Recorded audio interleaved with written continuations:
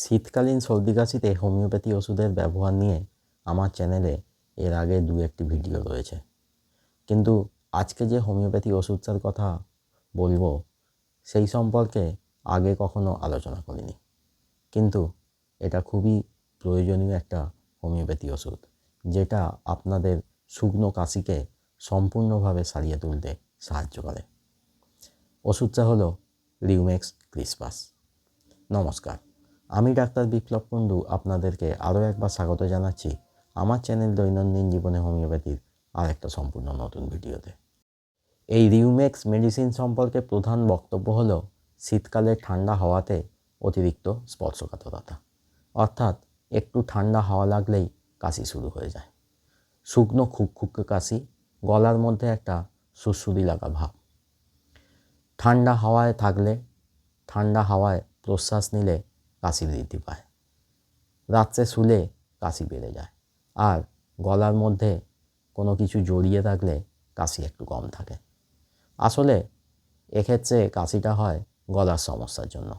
গলার মধ্যে একটা সুড়সুড়ি লাগা অনুভূতি, গলার মধ্যে একটা চুলকানি ভাব, এমনকি গলায় একটু টাচ করলেও কাশি শুরু হয়ে যায়।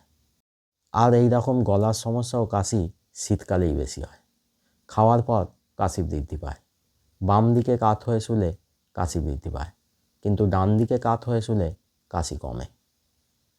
গলার মধ্যে একটা হেজে যাওয়ার মতো অনুভূতি থাকে। কাশির সাথে নাক দিয়ে কাঁচা জলও ঝরতে পারে। কাশতে গেলে প্রস্রাব বেরিয়ে আসতে পারে। রুগী কেসে কেসে বিরক্ত হয়ে যায়। খালি শুকনো কাশি, না রুগীকে শুতে দেয়, না ঘুমাতে দেয়, না বাইরে বেরোতে দেয়। সবসময় গলার মধ্যে একটা কিছু জড়িয়ে রাখতে হয়, তবেই কাশি একটু কম থাকে। এরকম ক্ষেত্রে খেতে হবে রিউমেক্স 30 4টি ডোজ 6 ঘন্টা ছাড়া 1 ফোঁটা করে।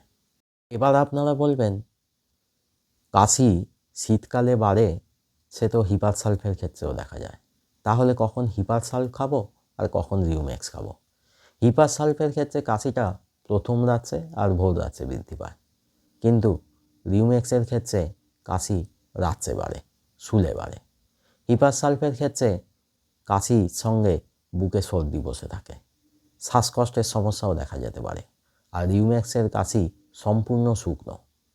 হিপার সালফের ক্ষেত্রে গরম পানীয় খেলে কাশি কিছুটা কম থাকে, আর রিউমেক্সের ক্ষেত্রে বাইরে থেকে গলার মধ্যে কিছু জড়িয়ে রেখে গলাটাকে গরম রাখলে তবেই কাশি একটু কম থাকে।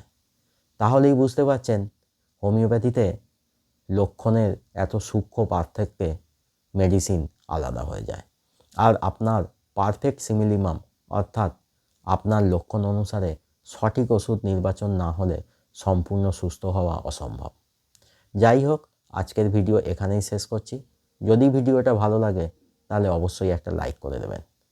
এই ভিডিও সম্পর্কে কোনো প্রশ্ন থাকলে কমেন্টে জানাবেন, আমি অবশ্যই উত্তর দেবো। পরিচিতদের সাথে ভিডিওটা শেয়ার করবেন। আর যারা চ্যানেলে নতুন বা এখনও চ্যানেলটা সাবস্ক্রাইব করেননি, তারা তাড়াতাড়ি চ্যানেলটা সাবস্ক্রাইব করে নিন। আর সাবস্ক্রাইব করার সময় পাশের বেল আইকনটা প্রেস করে দিন, তাহলেই নতুন ভিডিও এলে আপনারা নোটিফিকেশান পেয়ে যাবেন। সঙ্গে থাকবেন, ভালো থাকবেন, হোমিওপ্যাথির মাধ্যমে সুস্থ থাকবেন। আবার দেখা হবে আর একটা নতুন ভিডিও নিয়ে খুব তাড়াতাড়ি।